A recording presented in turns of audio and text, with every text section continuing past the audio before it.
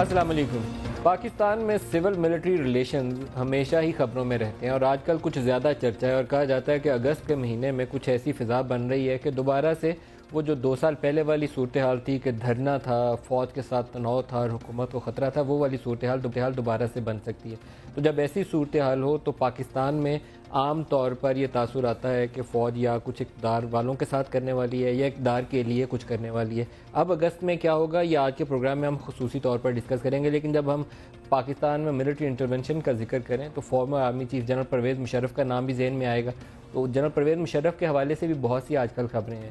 12 مئی کا تذکرہ ہو، وسیم اختر صاحب پکڑے ہوئے ہیں، ان کی جائیداد کی ضبطی کے حوالے سے عدالت سے حکم نامہ جاری ہوا ہے۔ تو یہ سارے سوالات آج ہم پوچھیں گے پروگرام میں، اور ہمارے ساتھ مہمان شخصیت ہیں former president general retired Pervez Musharraf. General Pervez Musharraf صاحب، بہت شکریہ آج آپ ہمارے ساتھ اس خصوصی انٹرویو میں شامل ہو رہے ہیں۔ پروگرام کا آغاز آپ کی کچھ ذاتی جو خبریں آپ کے حوالے سے انہی سے اگر کر لیں۔ جائیداد کی ضبطی کے حوالے سے حکم نامہ عدالت نے دے رکھا ہے، تو کب پاکستان تشریف لائیں گے آپ؟ یہ پہلی چیز تو ندیم تھینک یو ویری مچ۔ یہ جو اخباروں میں آ رہا ہے یہ بالکل غلط آ رہا ہے۔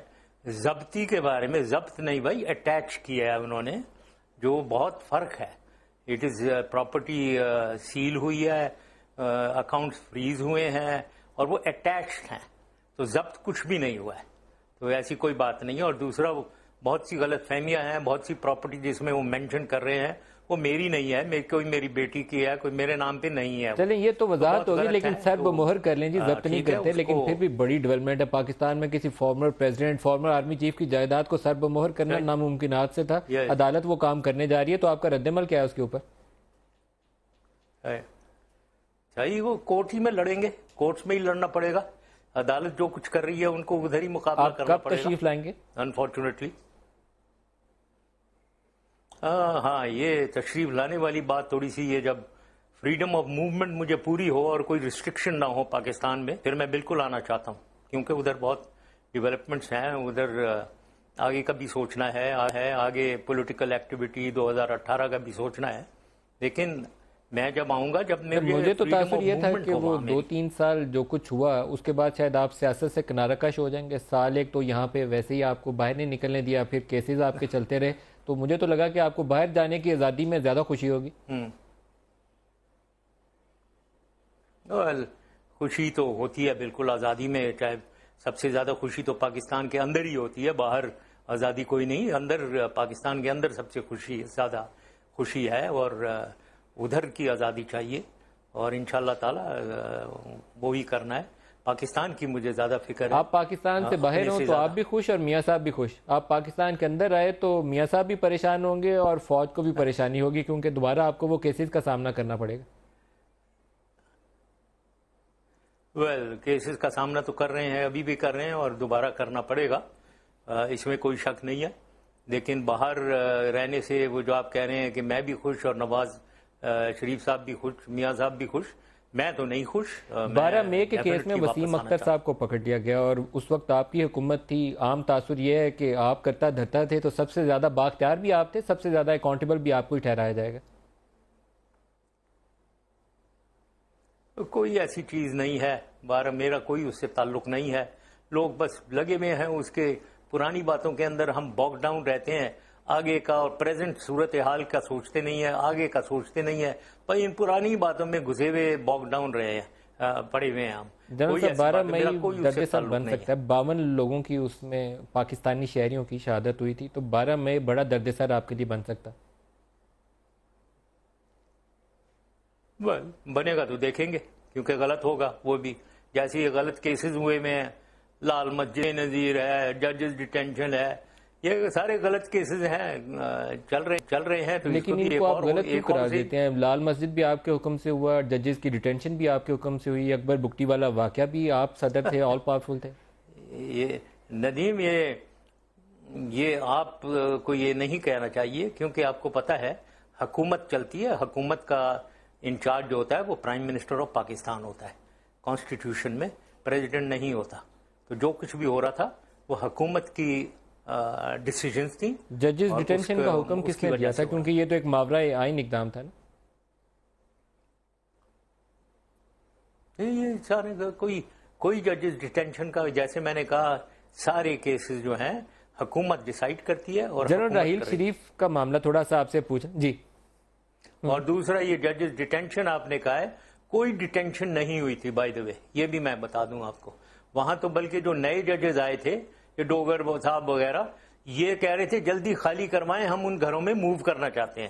اور زیادہ تر گھر خالی ہو گئے تھے، صرف یہ چیف جسٹس صاحب رہ گئے تھے. کوئی ڈیٹینشن ججز کی نہیں. 3 نومبر 2007 کا آپ کے اوپر وہ ٹریزن کا کیس ہے جنرل صاحب، اور وہ ٹریزن ریلیٹ انہی ججز کی ڈیٹینشن کے ساتھ بھی کرتی ہے. تو کیس تو ہے، ٹریزن بھی ہے، کیس تو چلے گا، آئین کے اندر لکھا ہوا ہے جب تک ہٹا نہ دیا جائے. ہاں وہ چل رہا ہے اس کا مقابلہ. اگست کے مہینے کے حوالے سے بہت خبریں ہیں جی کہ نئے آرمی چیف کی تعیناتی ہونی ہے. کبھی خبر آتی ہے حکومت کی جانب سے کہ 1 سال کی ایکسٹینشن دے دیتے ہیں، کبھی خبر آتی ہے کہ نہیں وہاں پہ جلدی بہت ہے، کبھی خبر یہ آتی ہے کہ جنرل راحیل شریف ایکسٹینشن لینا نہیں چاہتے. سڑکوں پہ دیکھیں تو بینرز اور پوسٹر نظر آتے ہیں، کوئی کہتا ہے کہ جنرل راحیل شریف نہ ہو، اب آ جاؤ، جانے کی باتیں چھوڑ دو. تو کیا ہونے جا رہا ہے اگست کے مہینے میں؟ یہ اللہ بہتر جانتا ہے، لیکن ہے کریٹیکل. پاکستان کے حوالے سے بہت امپورٹنٹ چیز ہے یہ کہ کیا ہوگا اگست میں. اپنی وہ جو کہتے ہیں نا اپنی وشز بتا سکتا ہے آدمی، لیکن پتہ نہیں ہے آپ مجھے کی وشز کیا ہیں؟ جنرل راحیل شریف کو رہنا چاہیے یا جانا چاہیے؟ میں نے تو پہلے کہا ہے، وہ خود انہوں نے ڈکلیئر کیا ہے، اناؤنس کیا کہ وہ جائیں گے. لیکن میں پاکستان، سب سے پہلے پاکستان پوائنٹ آف ویو سے اگر بولا جائے تو میں نے تو اپنے رائے دی. جنرل صاحب لیکن آپ یہ رائے کیوں دیتے ہیں؟ آپ کیوں سوچتے ہیں کہ وہاں جنرل راحیل کے بعد کوئی دوسرے کمپیٹنٹ آفیسر نہیں آئیں گے؟ کیونکہ مجھے لگتا یہ ہے کہ وہاں سینئر لیول کے اوپر بہت سے آفیسرز ہوں گے جو یہ کام کریں گے. نہیں، ہاں یس بالکل، اس میں کوئی شک نہیں ہے، ایک سے ایک اچھا آفیسر پڑا ہوا ہے. لیکن ایک آدمی جو ٹیسٹڈ اور ٹرائیڈ ہے، اس وقت جب پاکستان اتنے خطرات سے گزر رہا ہے، ایکسٹرنل انٹرنل، تو جو ٹرائیڈ اینڈ ٹیسٹڈ اور سکسیڈڈ ہے اس کی کنٹینیوٹی کے لیے بہت ضروری ہے. We can't take the risk at all, کیونکہ بیچ راستے میں جب گاڑی انجن چینج ہوتا ہے تو اس میں ڈیلیز، اس میں ڈفرنسز وغیرہ ہو سکتی ہیں. جب جنرل کیانی کو 3 سال کی ایکسٹینشن دی گئی تو اس وقت بھی کہا گیا تھا کہ بیچ میدان جنگ میں گھوڑے بدلے نہیں جاتے، تو پالیسیز کے تسلسل کی خاطر 2013 تک کنٹینیوشن جنرل کیانی کو بھی ایکسٹینشن. لیکن لگا یہ کہ آرمی چیف کو اگلے 3 سال راس نہیں آئے، نہ فوج کے اندر مقبولیت رہی، نہ اس کے بعد ان کی مقبولیت رہی. پہلے 3 سال سب اچھا تھا. تو آپ کو لگتا نہیں کہ نیگیٹو فالو آؤٹس بھی بہت زیادہ اٹیچڈ ہوتے ہیں ایکسٹینشن کے ساتھ؟ نہیں، بہت فرق ہے. یہ آپ نے جو اگزامپل دیا یہ بالکل زمین آسمان کا فرق ہے. ایک وہ وقت تھا جب بالکل کوئی نہیں سمجھتا تھا کہ ایکسٹینشن ہونی چاہیے، بالکل نہ فوج نہ سول. اب یہ ہے کہ سب پوری دنیا کہہ رہی ہے، پورے پاکستان کہہ رہا ہے کہ ایکسٹینشن ملنی چاہیے. اور پاپولیرٹی آرمی چیف جو ہے ابھی راحیل شریف کی، وہ بہت اونچی ہے، اتنی اونچی کبھی کسی کی نہیں ہوئی. تو you can't compare the two, دونوں کو کوئی مقابلہ ہی نہیں ہے. اس وقت کوئی ضرورت نہیں تھی ایکسٹینشن کی، نہ کوئی مانگ، نہ کوئی کہہ رہا تھا کہ ہونی چاہیے، نہ کوئی ملک کو ضرورت تھی. اب بہت ضرورت ہے. تو کوئی فوج چاہتی ہے کہ جنرل راحیل کی ایکسٹینشن؟ میرے خیال میں تو چاہتی ہے. حکومت سے انٹریکشن کیا لیول ہے؟ کیونکہ خبریں آئی تھیں پہلے کہ 1 سال سارے سینئر آفیسرز کی وہ کہتے ہیں ٹرم ہی 4 ایئرز کر دیتے ہیں، ریٹائرمنٹ کا ایشو 3 کی بجائے 4 سال پہ چلے جائے گا، معاملہ ہی ختم ایکسٹینشن کا. یہ میں حکومت پہ چھوڑتا ہوں اور راحیل شریف صاحب پہ چھوڑتا ہوں. یہ اگر ایک کو دیں تو سب کو دیں تو بہت اچھا ہے. دس از اے گڈ ڈیسیجن کہ آرمی، نیوی، ایئر فورس سب کو اور چیئرمین کو. لیکن بس تھوڑا سا اس کا بھی خیال رکھنا ہوتا ہے کہ پورا جو نیکسٹ ان لائن جو لوگ ہوتے ہیں اس میں ساری تبدیلیاں ہو جاتی ہیں، وہ پورا ڈسٹرب ہو جاتا ہے. تو کوشش یہی کرنی چاہیے کہ وہ نیکسٹ ان لائن ڈسٹرب نہ ہو. جیسے میرے زمانے میں نے جب ایکسٹینشن لی تھی تو میں نے ایک وائس چیف 4 سٹار بنایا تھا. تو وہ 4 سٹار پھر اس کا مطلب 4 سٹار کی پروموشن میں کوئی تبدیلی نہیں. آپ چاہیں گے کہ اگر جنرل راحیل شریف کو ایکسٹینشن دی جائے تو جو نیکسٹ ان لائن ہے ان کو وائس چیف بنا دیا جائے تاکہ وہاں پہ وہ ایک ہارٹ برننگ والا جو پروفیشنلی اگر ایشو ہے تو اس کو ایڈریس ہو جائے؟ مطلب that is one issue, that is one way of doing it. یہ میں ان پہ چھوڑتا ہوں. بہت سی چیزیں ہیں یہ میرے خیال میں ایم ایس برانچ جو ہے آرمی کی وہ اسٹڈی کر کے اینالائز کر کے سب کچھ کر سکتی ہے, اور حکومت لیول کی باتیں ہیں یہ. اگست کو آپ بھی کریٹیکل قرار دے رہے ہیں. اگست میں عمران خان دوبارہ دھرنے کی طرف چل رہے ہیں. 2 سال پہلے بھی دھرنے اور جو فضا بنی تھی, عام خیال تھا لوگوں کا, اور حکومت کا تو الزام تھا براہ راست. وہ کہتے تھے کہ ISI کے 2 فارمر چیفز جو ہیں, جنرل شجاع پاشا اور جنرل ظہیر الاسلام, اس کے پیچھے تھے. اب اگست میں کیا ہوگا؟ دھرنا کریں گے, یعنی دھرنے پہلے اتنے دیکھ لیے.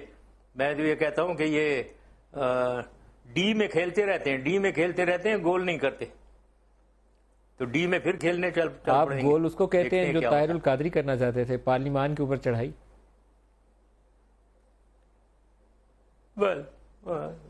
انٹینشن دیکھیں, ایک آدمی کی جو کچھ بھی آدمی کرتا ہے اس کی فائنل ایم ہونا چاہیے. ایک بیکار ایم کو, ایم اگر نہیں ہے تو وہ ایم لیس ایکٹیویٹی نہیں کرنی چاہیے.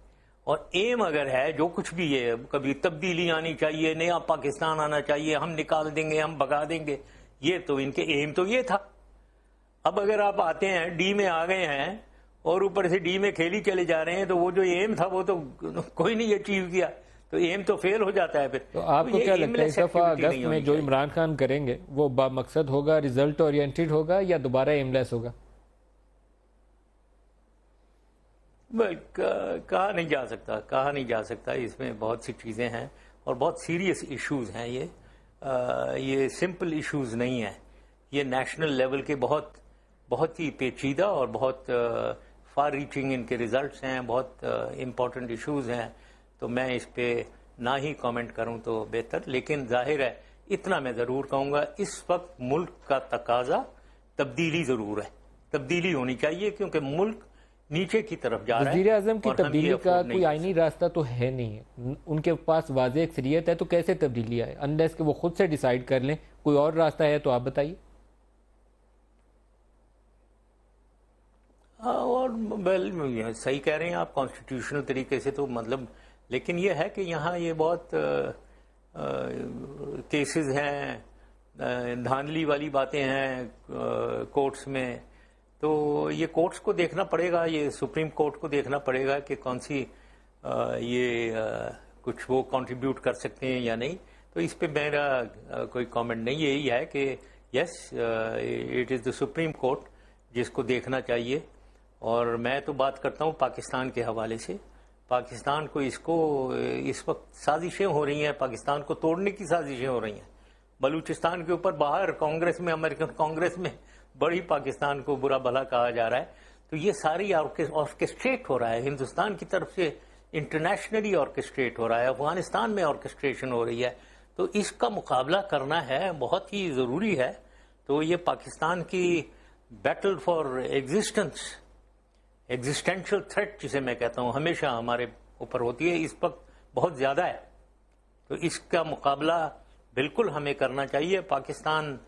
پاکستان ہمارا واحد ملک ہے, اس کو بچا کر رکھنا ہے, اسی کی سالمیت, اسی کی ترقی اور خوشحالی. جنرل صاحب, لیکن آپ یہ سوچتے ہیں کہ ایک جو الیکٹڈ گورنمنٹ ہے وہ یہ کام نہیں کر سکتی کہ پاکستان کو درپیش خطرات سے نبٹ سکے؟ آپ چاہتے ہیں سپریم کورٹ اس کے اوپر جو کرپشن کے کیسز ہیں اس کی بنا پر چھٹی کرا دے, تو بچائے گا کون پاکستان کو؟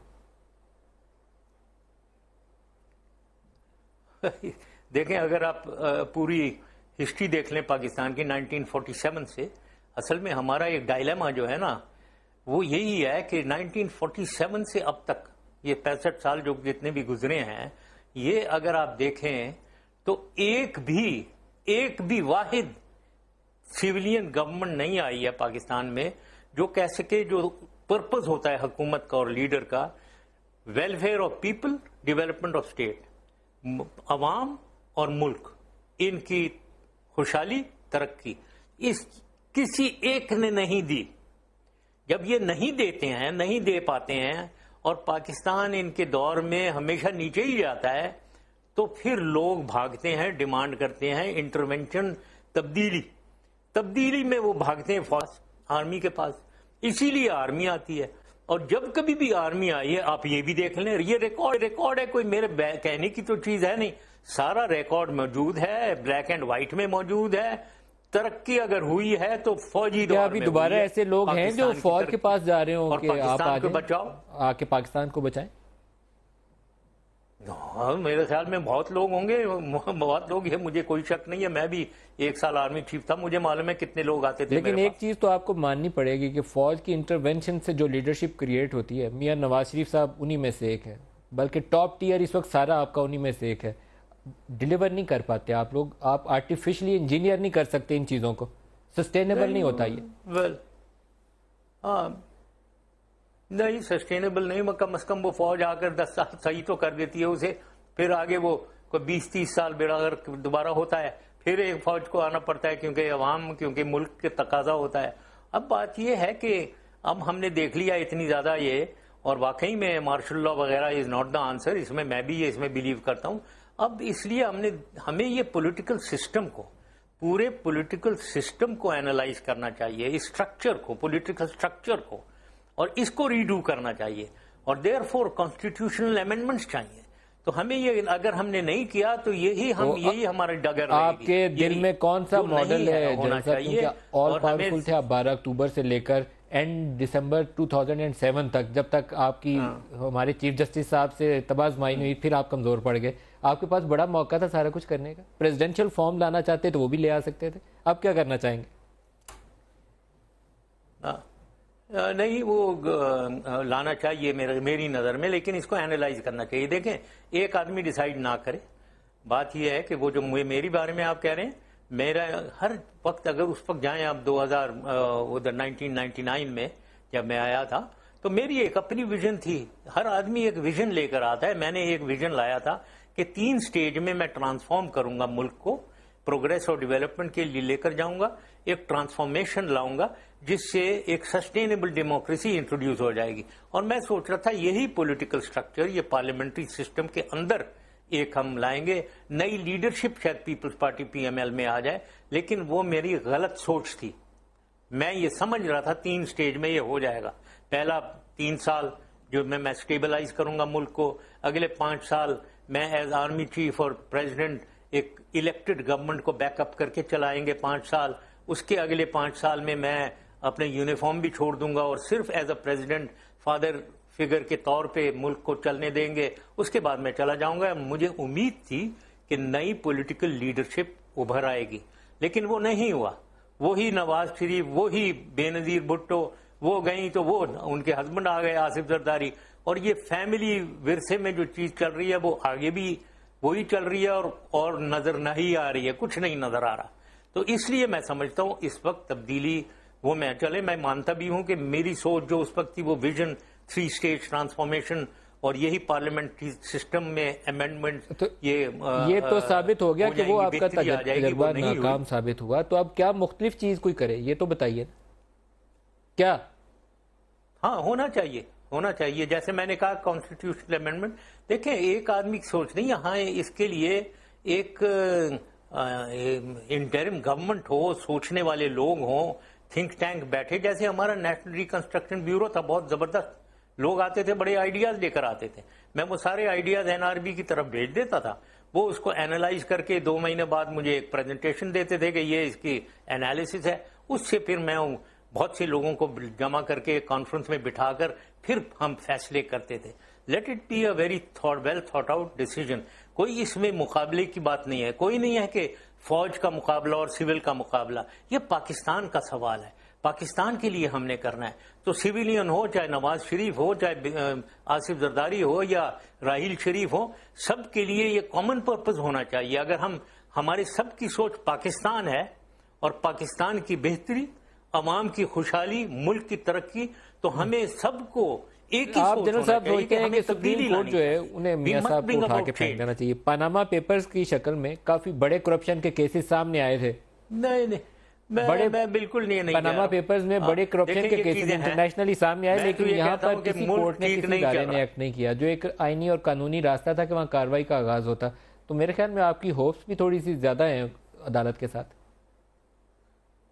نہیں، ہوپس وہی تو ٹھیک کرنا ہے۔ یہ جو میں کانسٹیٹیوشن آرٹیکل 62 63 ہے، اب میرے پہ تو وہ لاگو ہو گیا۔ یہ آپ کو شاید پتہ ہی ہوگا کہ میں وہ کیا کہتے ہیں وہ کیا لفظ ہے جو آرٹیکل 62 آپ اس میں کوالیفائی نہیں کرتے، آپ اہل نہیں ہے 62 اور 63 کے تحت. ہاں کیریکٹر میرا جو ہے نا کیا، ہاں اس میں نہیں، وہ ایک ورڈ ہے نا اردو کے 2 لفظ میرے دماغ میں نہیں آ رہے، کہ وہ سب ٹھیک ہے، میں ہی غلط ہوں. اب یہ دیکھنا ہے. اب دیکھیں کہاں یہ اسمبلیز میں جھوٹ بولا جا رہا ہے، کسی کو صادق اور امین، اسمبلیز میں جھوٹ بولا جا رہا ہے، بے ایمانی کی. صادق اور امین، بالکل صادق اور امین. میں صادق اور امین نہیں ہوں، میں بڑا جھوٹا آدمی ہوں، میں مکار ہوں، میں چور بھی ہوں، میں ڈاکو ہوں، سب کچھ ہوں میں، اور قاتل بھی ہوں، سب میں ہوں. باقی کوئی نہیں ہے، سب صادق اور امین بیٹھے ہوئے ہیں اسمبلی میں، بہت نیک پاکیزہ لوگ بیٹھے ہوئے ہیں. ابھی اس آرٹیکل 62 63 کو تو ٹھیک کرنا ہے بھائی. یہ کیا ہے اور کون اس کو اپلائی کر رہا ہے؟ یہ اپلائی ہی نہیں ہو رہا ہے. ہماری الیکشن کمیشن کیا کر رہی ہے؟ یہ اپلائی کر رہی ہے. سپریم کورٹ میں ایک درخواست ڈالیے جنرل صاحب، آپ کے پاس جو ہے یہ جنرل صاحب آپ ایک کوشش کریے، سپریم کورٹ میں آپ بھی درخواست ڈالیے حکومت کے خلاف. یہ صحیح ججمنٹس دیتے ہیں کیا؟ سپریم کورٹ میں آپ بھی ایک درخواست ڈالیے حکومت کے خلاف کہ 62 63 کا اطلاع کیا جائے. میاں صاحب پہ آپ بھی موقع لیجیے. کورٹس میں کون 5 بھگتنے ہیں اور کورٹس میں جائیں، ایک مصیبت ہوتی ہے. ہمارے پاکستان کے کورٹس پہلے تو انہی کو ریفارم کریں، ذرا بہتر کریں، تاکہ کوئی ججمنٹس ہوں، تیز ججمنٹس ہوں، اور کریکٹ لا کے مطابق جسٹس ملے، عدل اور انصاف ملے. یہ اگر عدل اور انصاف ملنے لگے اور سپیڈی جسٹس ملنے لگے، یس میں کل جاؤں گا کورٹس میں، 10 دفعہ جاؤں گا، 1000 دفعہ جاؤں گا. لیکن اگر عدل اور انصاف نہ مل رہا ہو اور ٹائملی ججمنٹس نہیں ہو رہی ہیں، جا رہے ہیں نئی تاریخ بن گئی جی 2 مہینے بعد دوبارہ آ جاؤ، 2 مہینے او جی دوبارہ تاریخ اگلے مہینے آ جاؤ. ارے بھائی فیصلہ کریں، اور فیصلے عدل اور انصاف کی طرح کے ساتھ کریں. وہاں کرسی پہ بیٹھے ہیں جہاں عدل اور انصاف. ہم کہہ رہے ہیں یہ اسلامک ریپبلک آف پاکستان ہے، یہ پاکستان اسلامک ریپبلک. اسلام کا تو تقاضا یہ ہے کہ عدل اور انصاف بیسک پلر آف اسلام ہے، ایک بیسک ستون ہے عدل اور انصاف کا. وہ مل رہا ہے کیا پاکستان میں؟ تو یہ چیزیں ہیں جو آدمی، پھر ہم ہمیشہ کہتے ہیں جی وہاں چلے جائیں، جو بھی ہوتا ہے. کوئی نواز شریف صاحب ہیں کہ بھئی کوئی کیس ہے اگر پیناما، تو وہ وہاں جائیں کورٹ میں، ہم کمیشن بنا دیں گے. وہ کورٹس کے کوئی ٹرسٹ نہیں کرتا ہے. کمیشن کیا کریں؟ یہ پاکستان کو کیا کرے آدمی جب جنرل صاحب آپ تو لیکن بڑے پاورفل آدمی ہیں، آپ تو کمزور نہیں ہیں. بگٹی کیس میں آپ پیشی ہوئے بغیر ہی رہا بھی ہو گئے، تو آپ کا میرے خیال میں باقیوں سے فرق ہے. آپ طاقتور آدمی ہیں، باقی کمزور لوگ ہیں. ہاں جب بھی میں دیکھیں پاورفل کوئی نہیں ہوں، کیس تو چل رہا ہے نا. اور مجھے آج وہ ڈکلیئر کیا ہوا ہے، انہوں نے ایبسکانڈر ڈکلیئر کیا ہوا ہے، اور میری پراپرٹی کو سیل کیا ہوا ہے، اکاؤنٹ کو فریز کیا ہوا ہے. آپ خود ہی کہہ رہے تھے ایک ایکس پریزیڈنٹ آف پاکستان، جس کا مطلب میں چیلنج کرتا ہوں میرے اوپر کوئی آنےسٹی کے اوپر میری کہ کوئی انگلی اٹھائے. کوئی ایک چیز بتا دے مجھے، چھوٹی چیز بتا دے. اور بھائی میرا تو گزر یہ ہوا ہے کہ آرمی ہاؤس میں میرے گیسٹ جب آتے تھے ان کے پیسے میری بیگم دیتی نہیں. ان کے خرچہ جو ان کا کھانا وہ کھاتے تھے وہاں، اس کا الگ بل بنتا تھا، وہ پیسے دیتی نہیں. ہم اس خاندان میں سے نہیں ہے جو ادھر حکومت کے پیسے اپنے دوستوں پہ لگا رہے ہو. تو وہ اس لیول کی آنےسٹی ہم کر رہے تھے. اب لیکن وہی اب یہ عدل اور انصاف یہ ہے کہ میری اوپر میری اکاؤنٹ فریز ہوئے ہوئے، میری پراپرٹی سیل ہوئی ہوئی ہے. پراپرٹی میرے پاس باہر کے کوئی کہہ رہا ہے، میرے بھی نام آ گیا تھا ایک دفعہ پیناما لیکس میں، میرا نام آ گیا، میرا آف شور اکاؤنٹس ہیں. نہ میری زندگی میں کبھی آف شور کمپنی کا اکاؤنٹ رہا ہے، نہ پہلے نہ اب، نہ پہلے کبھی 2009 میں جب باہر گیا تھا ایک اینٹ کی میری پراپرٹی. ایک خبر چھپی تھی، ایک خبر چھپی تھی جس میں یہ بتایا گیا کہ سوئس اکاؤنٹس میں جنرل کیانی اور آپ کے دونوں کے اکاؤنٹس موجود ہیں سوئس بینکس کے اندر. کیا یہ بات درست ہے؟ ہاں میں نے بھی پڑھا، میں نے پڑھا. وہ میرا جو اکاؤنٹ ہے نا، جو وہ دیکھتا ہے وہ لے لے سارے پیسے، یا بلکہ آدھے مجھے دے، آدھے مجھے دے دے اور آدھے وہ رکھ لے. میرا کوئی اکاؤنٹ نہیں ہے، نہ کبھی ہوا ہے اس اکاؤنٹ میں، نہ کبھی تھوڑا سا آپ کو ہے. جھوٹ سب یہ وہ کر دیتے ہیں، یہ ریلیز کرتے ہیں میڈیا میں، آپ لوگ پھر باتیں کرتے رہتے ہیں اس کی. ایک بریک لے لیں، واپس آتے ہیں تو یہیں سے دوبارہ آغاز کریں گے.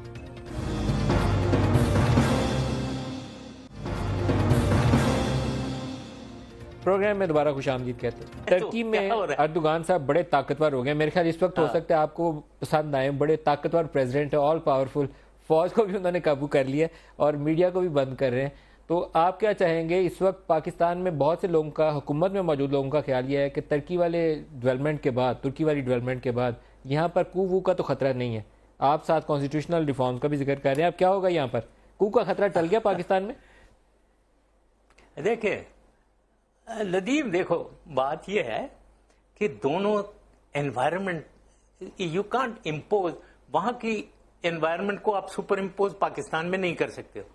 تو زمین آسمان کا فرق ہے, اپوزٹس ہے.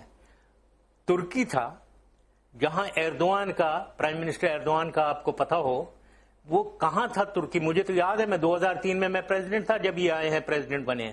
اس سے پہلے کا ٹرکی 4 سال میں دیکھ رہا تھا ترکی کو, اتنی بری حالت تھی ٹرکی کی, اکنامکلی, لا اینڈ آرڈر, ہر چیز میں بہت خراب حالت تھی ترکی. اب یہ 13 سالوں میں ایردوان اس ترکی کو کہاں لے گیا ہے, دنیا کی طاقتور ملکوں میں, اکنامکلی وائبرنٹ ملکوں میں لے گیا ہو. عوام کی خوشحالی, ملک کی ترقی, ملک میں ترقی ہو رہی ہے. یہ آپ اس کو کمپیئر, وہاں اس کو ڈسلوج کرنے کی کوشش کرے گا تو عوام تو ان کے ساتھ ہے.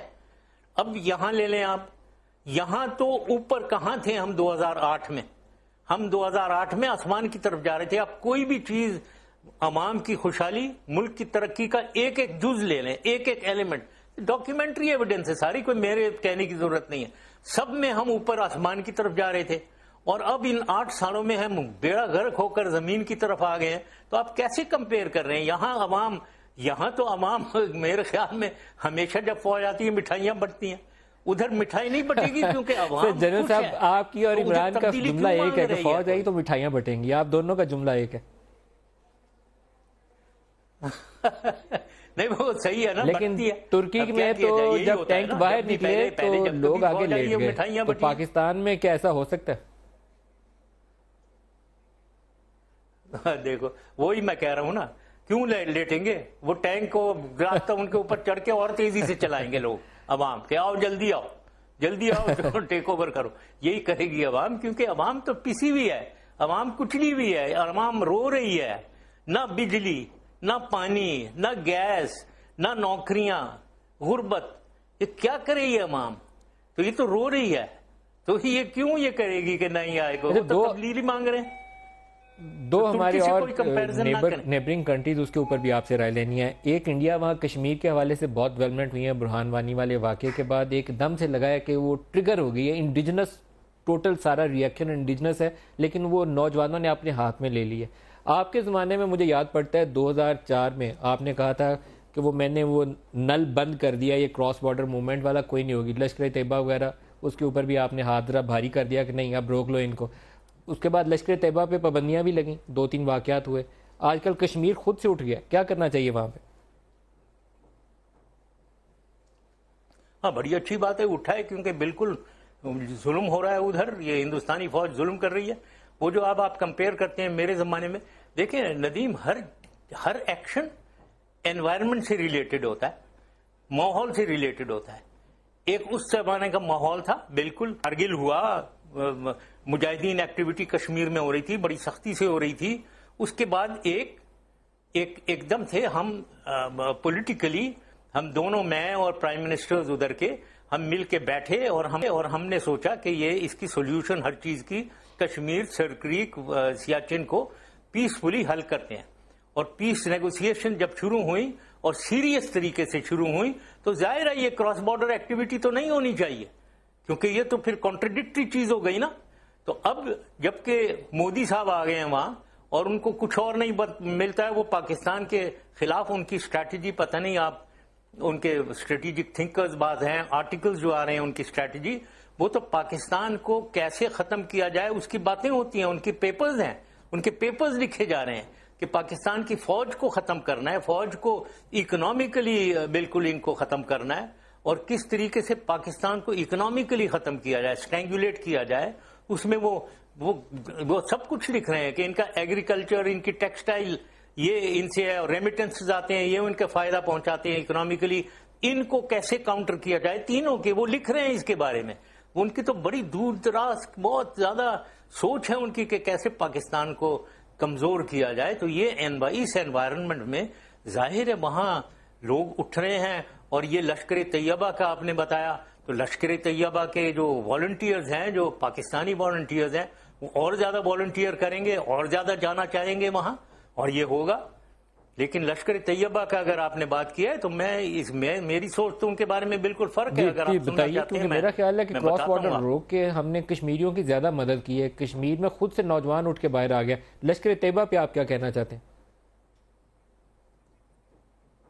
नहीं, लश्कर तैयबा देखें, लश्कर तैयबा उठा है 1989-90 में, जब ये कश्मीर में अपराइजिंग हुई है, सिविलियन उनको जो क्रश किया गया फौज की तरफ से, उसकी वजह से ये कश्मीर फ्रीडम स्ट्रगल शुरू हुई है। और वो कश्मीरियों ही ने शुरू की थी श्रीनगर में, वो यहां आ गए, फिर वो उसकी वजह से मिलिटेंट एक्टिविटी शुरू हुई, वो अंडरग्राउंड गए, उन्होंने लड़ना शुरू कर दिया। उन्होंने लड़ना शुरू किया तो यहाँ पाकिस्तान से बहुत सी ये ऑर्गेनाइजेशंस शुरू हुई आई, और उनमें से एक लश्कर तैयबा थी। और लश्कर तैयबा सबसे ज्यादा पावरफुल, सबसे ज्यादा सक्सेसफुल ऑर्गेनाइजेशन बनी, और वो फ्रीडम स्ट्रगल में कश्मीरियों की मदद कर रहे थे। नाउ ये एक ऑर्गेनाइजेशन है जो इतनी मेलाइन की जा रही है, इंटरनेशनली उनको बैन किया गया है, उनको टेररिस्ट डिक्लेयर किया गया है। कौन करवा रहा है ये हिंदुस्तान करवा रहा है। क्यों करवा रहा है? क्योंकि वो कश्मीर में सबसे ज्यादा वो ट्रबल करते हैं। लेकिन हकीकत उनकी क्या है लश्कर तैयबा की? वो अलकायदा और तालिबान के साथ नहीं है, बिल्कुल उनके खुल के उनके खिलाफ बोलते हैं। हाफिज सईद साहब वो पाकिस्तान में कोई बॉम्ब ब्लास्ट, कोई टेररिस्ट एक्टिविटी नहीं कर रहे हैं, बिल्कुल नहीं कर रहे हैं, वो पीसफुल हैं। वो सबसे बेस्ट उनकी जमात उद दवा बेस्ट एनजीओ है पाकिस्तान की, चाहे अर्थक्वेक हो या फ्लड हो, सबसे ज्यादा बेस्ट बेहतरीन एनजीओ पाकिस्तान की वो जमात उद दावा है, इनके लोग हैं। और ये कौन है? ये मैस और रिलीजियस यूथ है, रिलीजियस यूथ है इनके साथ।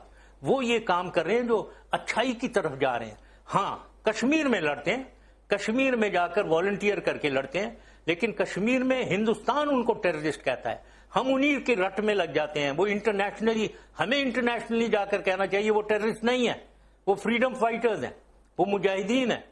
क्योंकि जो अपने हक के लिए लड़ रहा हो और मरने को तैयार हो, और लोग उनको हक दिलाने के लिए रिस्क ले रहे हैं, वो टेररिस्ट हैं? या वो जो हकूक को जिसने लिए हुए है और उनको लोगों को, इनोसेंट लोगों को मार रहा है, कत्ल कर रहा है, कत्लो गारत कर रहा है। अभी जो जैसे आपने बुरहान वानी का नाम लिया है, 50 लोग उनसे ज्यादा मार दिया, हजारों लोगों को जख्मी कर दिया, वो टेररिस्ट है। ये हमें इंटरनेशनली कहना पड़ेगा। जब हम नहीं कर पाते हैं तो वो जो ऑर्गेनाइजेशन है लश्कर तैयबा, जो जिसमें सारी अच्छाइयां हैं और क्या बुराई है, वो उसको वो टेररिस्ट डिक्लेयर कर रहे हैं क्योंकि हिंदुस्तान करवा रहा है। तो हमें उस रट में नहीं पड़ना चाहिए। एक रास्ता आपका था जो भारी वाजपेयी के साथ आपने शुरू किया, खुद से आपने कहा कि मैंने क्रॉस बॉर्डर रोकी, तो वो रोक के वो ज्यादा बेहतर प्रोग्रेस नहीं थी जो आपकी साल 2 साल में आपने और अटल बिहारी वाजपेयी ने हासिल की। क्रॉस बॉर्डर करके शायद हम वो प्रोग्रेस हासिल ना कर पाए जो बातचीत के जरिए हासिल हुई थी। नहीं, देखो क्रॉस बॉर्डर करने की वजह से मेरा ये ख्याल है वो आए डिस्कशन नेगोशिएटिंग टेबल पे। अगर वो ना हो तो नहीं आएंगे, ये बात है। अगर हमें वो मारी चले जा रहे हैं और हम दबी चले जा रहे हैं तो वो क्यों हमसे नेगोशिएट करेंगे?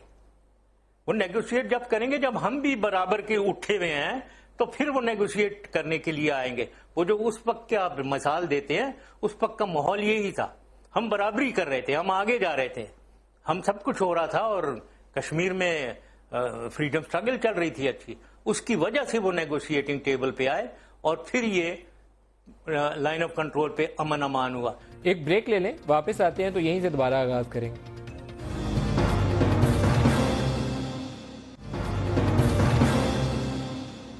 प्रोग्राम में दोबारा खुशामदीद कहते हैं। अफगानिस्तान में अशरफ गनी के आने के बाद लगा था कि शायद हालात बेहतरी की जानिब बढ़ेंगे और हम ये जो टेंशन वाले इश्यूज हैं, तनाव पैदा करते हैं, उस पर काबू पा लेंगे। लेकिन हम वहीं पे वापस खड़े हैं जहां कारजाई की सूरत हाल थी, कोई फर्क नहीं पड़ा, हालात बिगाड़ की तरफ ज्यादा है। क्या वजह है? हाँ, इसकी वजह एक ही है। लोग बड़ा कहते हैं मैं हिंदुस्तान की बात करता हूं, मैं इंडो सेंट्रिक हूं। मैं बिल्कुल इंडो सेंट्रिक नहीं हूं, मैं हकीकत पसंद हूं। اور میں منہ پھٹ ہوں, میں بولتا ہوں, میں بلنٹلی بولتا ہوں نا. وہاں جو ہے, جو آپ نے اب سوال کیا ہے, وہ صرف ایک ہے, انڈیا فیکٹر, انڈیا.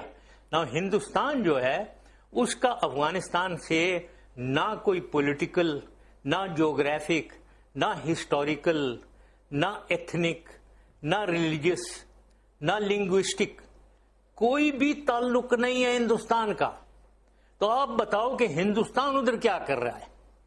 کیوں افغانستان کے ڈپلومیٹس, فوجی, پولیس والے, انٹیلیجنس والے سب ٹریننگ ہندوستان میں جا کر لیتے ہیں؟ جبکہ میرے زمانے میں میں نے آفر کیا تھا فری آف کاسٹ تمام ٹریننگ ادھر دیں گے. کیوں یہ ہو رہا ہے؟ یہ کیا ہو رہا ہے؟ یہ ہندوستان کر رہا ہے.